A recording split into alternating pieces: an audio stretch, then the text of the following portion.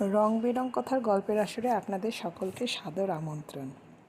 এখন আমি পড়ে শোনাচ্ছি রবীন্দ্রনাথ ঠাকুরের লেখা উপন্যাস যোগাযোগ। আজ ৫৫ পর্ব। সেদিন সকালে অনেকক্ষণ ধরে কুমু তার দাদার ঘরে বসে গান বাজনা করেছে। সকালবেলাকার সুরে নিজের ব্যক্তিগত বেদনা বিশ্বের জিনিস হয়ে অসীম রূপে দেখা দেয়। তার বন্ধন মুক্তি ঘটে। সাপগুলো যেন মহাদেবের জটায় প্রকাশ পায় ভূষণ হয়ে। ব্যথার নদীগুলি ব্যথার সমুদ্রে গিয়ে বৃহৎ বিরাম লাভ করে। তার রূপ বদলে যায়, চঞ্চলতা লুপ্ত হয় গভীরতায়। বিপ্রদাস নিঃশ্বাস ছেড়ে বললে, সংসারে ক্ষুদ্র কালটাই সত্য হয়ে দেখা দেয় কুমু। চিরকালটা থাকে আড়ালে, গানে চিরকালটাই আসে সামনে। ক্ষুদ্র কালটা যায় তুচ্ছ হয়ে, তাতেই মন মুক্তি পায়। এমন সময় খবর এলো মহারাজ মধুসূদন এসেছেন। এক মুহূর্তে কুমুর মুখ ফ্যাকাশে হয়ে গেল। তাই দেখে বিপ্রদাসের মনে বড় বাজল। বললে, কুমু, তুই বাড়ির ভিতরে যা, তোকে হয়তো দরকার হবে না। কুমু দ্রুতপদে চলে গেল। মধুসূদন ইচ্ছে করেই খবর না দিয়েই এসেছে। এ পক্ষ আয়োজনের দৈন্য ঢাকা দেবার অবকাশ না পায়, এটা তার সংকল্পের মধ্যে। বড় ঘরের লোক বলে বিপ্রদাসের মনের মধ্যে একটা বড়াই আছে। মধুসূদনের এই বিশ্বাস, সেই কল্পনাটা সে সইতে পারে না। তাই আছে এমনভাবে এলো যেন দেখা করতে আসেনি, দেখা দিতে এসেছে। মধুসূদনের শ্বাসটা ছিল বিচিত্র। বাড়ির চাকরদাসীরা অভিভূত হবে এমনতর বেশ। ডোরা কাটা বিলিতি শার্টের উপর একটা রঙিন ফুল কাটা সিল্কের ওয়েস্টকোট, কাঁধের উপর পাট করা চাদর, যত্নে কোঁচানো কালা পেরে শান্তিপুরে ধুতি, বার্নিশ করা কালো দরবারি জুতো, বড় বড় হিরে পান্নাওয়ালা আংটিতে আঙুল ঝলমল করছে। প্রশস্ত উদরের পরিধি বেষ্টন করে মোটা সোনার ঘড়ির শিকল, হাতে একটা শৌখিন লাঠি। তার সোনার হাতলটি হাতির মুন্ডের আকারে নানা জহরতে খচিত। একটা অসমাপ্ত নমস্কারের দ্রুত আভাস দিয়ে খাটের পাশের একটা কেদারায় বসে বললে, কেমন আছেন বিপ্রদাসবাবু? শরীরটা তো তেমন ভালো দেখাচ্ছে না।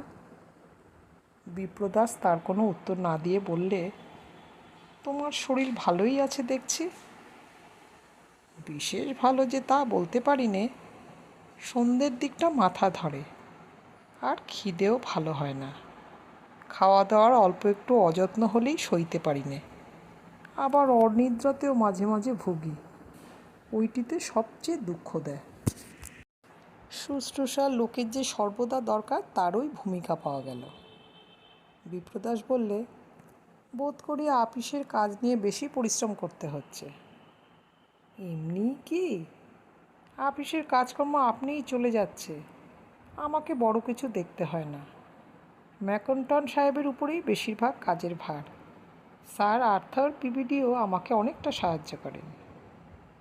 গুড়গুড়ি এলো। পানের বাটায় পান ও মশলা নিয়ে চাকর এসে দাঁড়ালো। তার থেকে একটি ছোট এলাচ নিয়ে মুখে পুরল, আর কিছু নিলে না। গুড়গুড়ির নল নিয়ে দুই একবার মৃদু মৃদু টান দিলে। তারপরে গুড়গুড়ির নলটা বাঁ হাতে কোলের উপরেই ধরা রইল। আর তার ব্যবহার হলো না। অন্তঃপুর থেকে খবর এলো, জলখাবার প্রস্তুত। ব্যস্ত হয়ে বললে, ওইটি তো পারবো না, আগেই তো বলেছি, খাওয়া দাওয়া সম্বন্ধে খুব মেনে চলতে হয়। বিপ্রদাস দ্বিতীয়বার অনুরোধ করলে না। চাকরকে বললে, পিসিমাকে বলো গে, ওর শরীর ভালো নেই, খেতে পারবেন না। বিপ্রদাস চুপ করে রইল। মধুসূদন আশা করেছিল কুমুর কথা আপনিই উঠবে। এতদিন হয়ে গেল, এখন কুমুকে শ্বশুরবাড়িতে ফিরিয়ে নিয়ে যাবার প্রস্তাব বিপ্রদাস আপনিই উদ্বিগ্ন হয়ে করবে। কিন্তু কুমুর নামও করে না যে। ভিতরে ভিতরে একটু একটু করে রাগ জন্মাতে লাগলো। ভাবলে, এসে ভুল করেছি, সমস্ত নবীনের কাণ্ড। এখনই গিয়ে তাকে খুব একটা কড়া শাস্তি দেবার জন্য মনটা ছটফট করতে লাগলো। এমন সময় সাদাসিধে সরু কালো পেরে একখানি শাড়ি পরে মাথায় ঘোমটা টেনে কুমু ঘরে প্রবেশ করলে। বিপ্রদা সেটা আশা করেনি। সে আশ্চর্য হয়ে গেল। প্রথমে স্বামীর, পরে দাদার পায়ের ধুলো নিয়ে কুমু মধুসূদনকে বললে, দাদার শরীর ক্লান্ত, ওকে বেশি কথা কওয়াতে ডাক্তারের মানা, তুমি এই পাশের ঘরে এসো। মধুসূদনের মুখ লাল হয়ে উঠল। দ্রুত চৌকি থেকে উঠে পড়ল। কোল থেকে গুড়গুড়ির নলটা মাটিতে পড়ে গেল। বিপ্রদাসের মুখের দিকে না চেয়েই বলল, আচ্ছা তবে আসি। প্রথম ঝোঁকটা হলো হনন করে গাড়িতে উঠে বাড়িতে চলে যায়, কিন্তু মন পড়েছে বাঁধা। অনেক দিন পরে আজ কুমুকে দেখেছে। ওকে অত্যন্ত সাদাসিধে আটপৌড়ে কাপড়ে এই প্রথম দেখলে। ওকে এত সুন্দর আর কখনো দেখেনি, এমন সংযত, এত সহজ। মধুসূদনের বাড়িতে ও ছিল পোশাকি মেয়ে, যেন বাইরের মেয়ে। এখানে সে একেবারে ঘরের মেয়ে। আজ যেন ওকে অত্যন্ত কাছের থেকে দেখা গেল। কি স্নিগ্ধ মূর্তি! মধুসূদনের ইচ্ছে করতে লাগলো একটু দেরি না করে এখনই ওকে সঙ্গে করে নিয়ে যায়। ও আমার, ও আমারই, ও আমার ঘরের, আমার ঐশ্বর্যের, আমার সমস্ত দেহ মনের। এই কথাটা উল্টে পাল্টে বলতে ইচ্ছে করে। পাশের ঘরে একটা সোফা দেখিয়ে কুমু যখন বসতে বললে, তখন ওকে বসতেই হলো। নিতান্ত যদি বাইরের ঘর না হতো, তাহলে কুমুকে ধরে সোফায় আপনার পাশে বসাতো। কুমু না বসে একটা চৌকির পিছনে তার পিঠের উপর হাত রেখে দাঁড়ালো। বললে, আমাকে কিছু বলতে চাও? ঠিক এমন সুরে প্রশ্নটা মধুসূদনের ভালো লাগলো না। বললে, যাবে না বাড়িতে? না। মধুসূদন চমকে উঠল। বললে, সে কি কথা? আমাকে তোমার তো দরকার নেই। মধুসূদন বুঝলে শ্যামাসুন্দরীর খবরটা কানে এসেছে। এটা অভিমান। অভিমানটা ভালোই লাগলো। বললে, কি যে বলো তার ঠিক নেই। দরকার নেই তো কি, শূন্য ঘর কি ভালো লাগে? এই নিয়ে কথা কাটাকাটি করতে কুমুর প্রবৃত্ত হলো না। সংক্ষেপে আরেকবার বললে, আমি যাব না। মানে কি? বাড়ির বউ বাড়িতে যাবে না? কুমু সংক্ষেপে বললে, না। মধুসূদন সোফা থেকে উঠে দাঁড়িয়ে বললে, কি, যাবে না? যেতেই হবে। কুমু কোনো জবাব করলে না। মধুসূদন বললে, জানো, পুলিশ ডেকে তোমাকে নিয়ে যেতে পারি ঘাড়ে ধরে, না বললেই হলো। কুমু চুপ করে রইল। মধুসূদন গর্জন করে বললে, দাদার স্কুলে নুননগরী কায়দা শিক্ষা আবার আরম্ভ হয়েছে? কুমু দাদার ঘরের দিকে একবার কটাক্ষপাত করে বললে, চুপ করো, অমন চেঁচিয়ে কথা কয়ো না। কেন, তোমার দাদাকে সামলে কথা কইতে হবে নাকি? জানো, এই মুহূর্তে ওকে পথে বার করতে পারি। পরক্ষণেই কুমু দেখে ওর দাদা ঘরের দরজার কাছে এসে দাঁড়িয়েছে। দীর্ঘকায় শীর্ণ দেহ, পাণ্ডুবর্ণ মুখ, বড় বড় চোখ দুটো জ্বালাময়। একটা মোটা সাদা চাদর গা ঢেকে মাটিতে লুটিয়ে পড়ছে। কুমুকে ডেকে বললে, আয় কুমু, আয়, আমার ঘরে আয়। মধুসূদন চেঁচিয়ে উঠল। বললে, মনে থাকবে তোমার এই আস্পর্ধা, তোমার নুননগরের নূর মুড়িয়ে দেব, তবে আমার নাম মধুসূদন। ঘরে গিয়েই বিপ্রদাস বিছানায় শুয়ে পড়ল। চোখ বন্ধ করলে, কিন্তু ঘুমে নয়, ক্লান্তিতে ও চিন্তায়। কুমু শিয়রের কাছে বসে পাখা নিয়ে বাতাস করতে লাগলো। এমনি করে অনেকক্ষণ কাটলে পর ক্ষেমা পিসি এসে বললে, আজ কি খেতে হবে না কুমু? বেলা যে অনেক হলো। বিপ্রদাস চোখ খুলে বললে, কুমু, যা, খেতে যা, তোর কালুদাকে পাঠিয়ে দে। কুমু বললে, দাদা, তোমার পায়ে পড়ি, এখন কালুদাকে না, একটু ঘুমোবার চেষ্টা করো। বিপ্রদাস কিছু না বলে সুগভীর বেদনা দৃষ্টিতে কুমুর মুখের দিকে চেয়ে রইল। খানিক বাদে নিঃশ্বাস ফেলে আবার চোখ বুজলে। কুমু ধীরে ধীরে বেরিয়ে গিয়ে দরজা দিল ভেজিয়ে। একটু পরেই কালু খবর পাঠালো যে আসতে চায়। বিপ্রদাস উঠে তাকিয়ায় হেলান দিয়ে বসল। কালু বললে, জামাই এসে অল্পক্ষণ পরেই তো চলে গেল। কি হলো বলো তো? কুমুকে ওদের ওখানে ফিরিয়ে নিয়ে যাবার কথা কিছু বললে কি? হ্যাঁ, বলেছিল। কুমু তার জবাব দিয়েছে, সে যাবে না। কালু বিষম ভীত হয়ে বললে, বলো কি দাদা, এই যে সর্বনেশে কথা। সর্বনাশকে আমরা কোনো কালে ভয় করিনি, ভয় করি অসম্মানকে। তাহলে তৈরি হও, আর দেরি নেই। রক্তে আছে, যাবে কোথায়? জানি যে তোমার বাবা ম্যাজিস্ট্রেটকে তুচ্ছ করতে গিয়ে অন্তত 2 লাখ টাকা লোকসান করেছিলেন। বুক ফুলিয়ে নিজের বিপদ ঘটানো ও তোমাদের পৈতৃক শখ। ওটা অন্তত আমার বংশে নেই, তাই তোমাদের সাংঘাতিক পাগলামিগুলো চুপ করে সইতে পারিনি। কিন্তু বাঁচব কী করে? বিপ্রদাস উঁচু বাঁ হাঁটুর উপরে ডান পা তুলে দিয়ে তাকিয়ায় মাথা রেখে চোখ বুজে খানিকক্ষণ ভাবলে। অবশেষে চোখ খুলে বললে, দলিলের শর্ত অনুসারে মধুসূদন 6 মাস নোটিশ না দিয়ে আমার কাছ থেকে টাকা দাবি করতে পারে না। ইতিমধ্যে সুবোধ আষাঢ় মাসের মধ্যেই এসে পড়বে, তখন একটা উপায় হতে পারবে। কালু একটু বিরক্ত হয়েই বলল, উপায় হবে বই কি। বাতিগুলো একদমকায় নিভত, সেগুলো একে একে ভদ্র রকম করে নিভবে। বাতি তলার খোপটার মধ্যে এসে জ্বলছে। এখন যে ফরাস এসে তাকে যেরকম ফুঁদিয়েই নেবাক না, তাতে বেশি হা উতাস করবার কিছু নেই।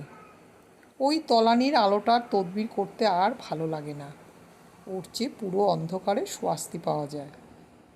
কালুর বুকে ব্যথা বাজল।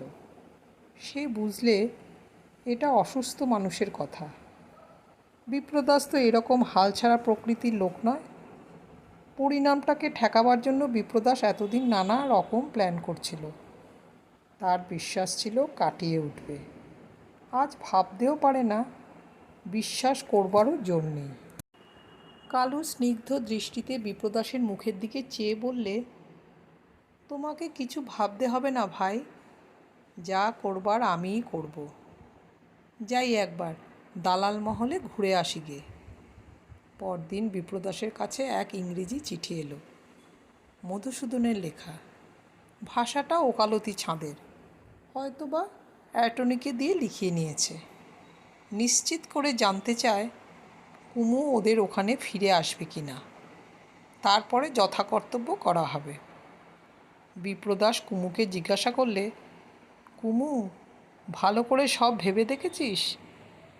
কুমু বললে, ভাবনা সম্পূর্ণ শেষ করে দিয়েছি, তাই আমার মন আজ খুব নিশ্চিন্ত। ঠিক মনে হচ্ছে যেমন এখানে ছিলাম তেমনই আছি। মাঝে যা কিছু ঘটেছে সমস্ত স্বপ্ন। যদি তোকে জোর করে নিয়ে যাওয়ার চেষ্টা হয়, তুই জোর করে সামলাতে পারবি? তোমার উপর উৎপাত যদি না হয় তো খুব পারবো।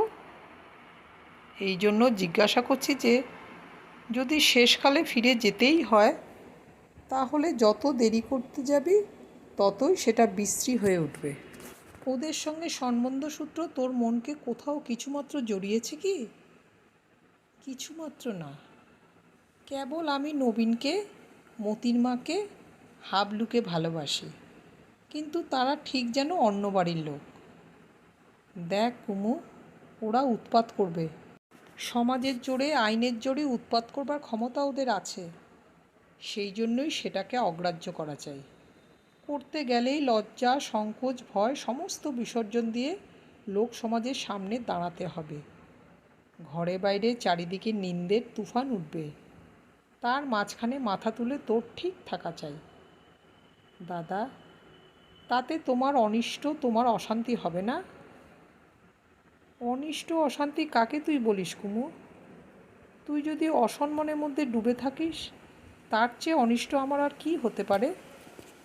যদি জানি যে যে ঘরে তুই আছিস সে তোর ঘর হয়ে উঠল না, তোর উপর যার একান্ত অধিকার সে তোর একান্ত পর, তবে আমার পক্ষে তার চেয়ে অশান্তি ভাবতে পারিনি। বাবা তোকে খুব ভালোবাসতেন, কিন্তু তখনকার দিনে কর্তারা থাকতেন দূরে দূরে। তোর পক্ষে পড়াশোনার দরকার আছে তা তিনি মনেই করতেন না। আমি নিজে গোড়া থেকে তোকে শিখিয়েছি, তোকে মানুষ করে তুলেছি। তোর বাপ মার চেয়ে আমি কোনো অংশে কম না। সেই মানুষ করে তোলার দায়িত্ব যে কী আজ তা বুঝতে পারছি। তুই যদি অন্য মেয়ের মতো হতিস তাহলে কোথাও তোর ঠেকতো না। আর যেখানে তোর স্বাতন্ত্র্যকে কেউ বুঝবে না, সম্মান করবে না, সেখানে যে তোর নরক। আমি কোন প্রাণে তোকে সেখানে নির্বাসিত করে থাকব? যদি আমার ছোটো ভাই হতিস তাহলে যেমন করে থাকতিস তেমনি করেই চিরদিন থাক না আমার কাছে। দাদার বুকের কাছে খাটের প্রান্তে মাথা রেখে অন্যদিকে মুখ ফিরিয়ে কুমু বললে, কিন্তু আমি তোমাদের তো ভার হয়ে থাকবো না, ঠিক বলছো? কুমুর মাথায় হাত বুলোতে বুলোতে বিপ্রদাস বললে, ভার কেন হবি বোন? তোকে খুব খাটিয়ে নেব। আমার সব কাজ দেব তোর হাতে। কোনো প্রাইভেট সেক্রেটারি এমন করে কাজ করতে পারবে না। আমাকে তোর বাজনা শোনাতে হবে, আমার ঘোড়া তোর জিম্মায় থাকবে। তাছাড়া জানিস আমি শেখাতে ভালোবাসি। তোর মতো ছাত্রী পাবো কোথায় বল? এক কাজ করা যাবে, অনেক দিন থেকে পার্সি পড়বার শখ আমার আছে। একলা পড়তে ভালো লাগে না, তোকে নিয়ে পড়ব। তুই নিশ্চয়ই আমার চেয়ে এগিয়ে যাবি। আমি একটু হিংসা করব না, দেখিস। শুনতে শুনতে কুমুর মন পুলকিত হয়ে উঠল। এর যে জীবনে সুখ আর কিছু হতে পারে না। খানিক পরে বিপ্রদাস আবার বললে, আরও একটা কথা তোকে বলে রাখি কুমু, খুব শীঘ্রই আমাদের কাল বদল হবে। আমাদের চালও বদলাবে। আমাদের থাকতে হবে গরিবের মতো। তখন তুই থাকবি আমাদের গরিবের ঐশ্বর্য হয়ে। কুমুর চোখে জল এলো। বললে, আমার এমন ভাগ্য যদি হয়তো বেঁচে যাই। বিপ্রদাস মধুসূদনের চিঠি হাতে রাখলে উত্তর দিল না।